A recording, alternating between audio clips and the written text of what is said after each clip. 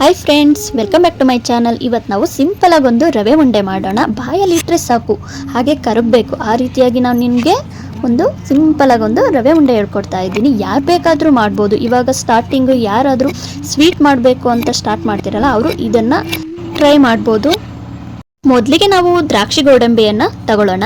ಒಂದು ಪಾತ್ರೆಗೆ 3 table spoon ಅಷ್ಟು ತುಪ್ಪ ಹಾಕಿ ದ್ರಾಕ್ಷಿ ಗೋಡಂಬಿಯನ್ನು ಹಾಕಿ ಲೈಟಾಗಿ ಫ್ರೈ ಮಾಡಿಕೊಂಡು ತೆಗೆದುಕೊಳ್ಳೋಣ.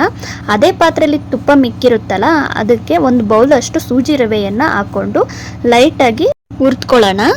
ನಾವು ಈ ರವೆಯನ್ನು ಹುರಿದುಕೊಳ್ಳೋಕ್ಕೆ ದಪ್ಪ ಇರೋ ಪಾತ್ರೆಯನ್ನು ತಗೋಬೇಕು. ತೆಳ್ಳಗಿರೋ ಪಾತ್ರೆ ತಗೊಂಡ್ರೆ ಸೀದೋಗ್ಬಿಡುತ್ತೆ. ಹಾಗಾಗಿ ನಾನು ದಪ್ಪ ಇರೋ ಪಾತ್ರೆಯನ್ನು ತಗೊಂಡು ರವೆಯನ್ನು ಹುರಿದುಕೊಳ್ತಾ ಇದ್ದೀನಿ.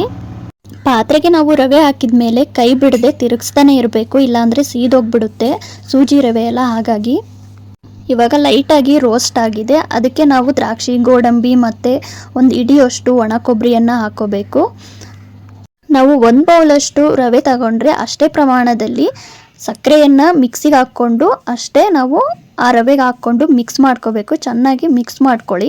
ಇವಾಗ ಮಿಕ್ಸ್ ಆಗಿದೆ. ಈ ರವೆ ಉಂಡೆಗೆ ನಾವು ಬಿಸಿ ನೀರನ್ನಾದರೂ ಹಾಕ್ಕೋಬೋದು, ಇಲ್ಲ ಅಂದರೆ ಚೆನ್ನಾಗಿ ಕಾದಿರುವಂತಹ ಹಾಲನ್ನು ಹಾಕ್ಕೊಂಡು ಮಿಕ್ಸ್ ಮಾಡ್ಕೋಬೇಕು, ಉಂಡೆ ಕಟ್ಟಬೇಕು. ನಾನು ಹಾಲನ್ನು ಹಾಕ್ತಾಯಿದ್ದೀನಿ. ಹಾಲು ಹಾಕೋದ್ರಿಂದ ಟೇಸ್ಟ್ ಚೆನ್ನಾಗಿ ಬರುತ್ತೆ.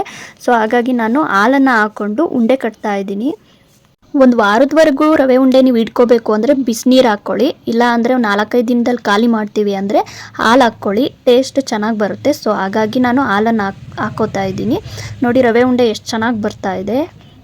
ಕೆಲವೊಬ್ಬರು ಸಕ್ಕರೆ ಪಾಕ ಮಾಡಿಕೊಂಡು ರವೆ ಉಂಡೆ ಮಾಡೋಕ್ಕೆ ಹೋಗ್ತಾರೆ, ತುಂಬಾ ಟೈಮ್ ಹಿಡಿಯುತ್ತೆ. ಈ ರೀತಿಯಾಗಿ ಮಾಡಿ ತುಂಬಾ ಕ್ವಿಕ್ಕಾಗಿ ರೆಡಿ ಆಗುತ್ತೆ ರವೆ ಉಂಡೆ. ಓಕೆ ಫ್ರೆಂಡ್, ಇವಾಗ ರವೆ ಉಂಡೆ ರೆಡಿಯಾಗಿದೆ. ನಿಮಗೆ ಈ ರೆಸಿಪಿ ಇಷ್ಟ ಆದರೆ ಪ್ಲೀಸ್ ಸಬ್ಸ್ಕ್ರೈಬ್ ಮಾಡಿ, ಲೈಕ್ ಮಾಡಿ, ಶೇರ್ ಮಾಡಿ. ಬಾಯ್, ಟಾಟಾ, ಬಾಯ್ ಬಾಯ್.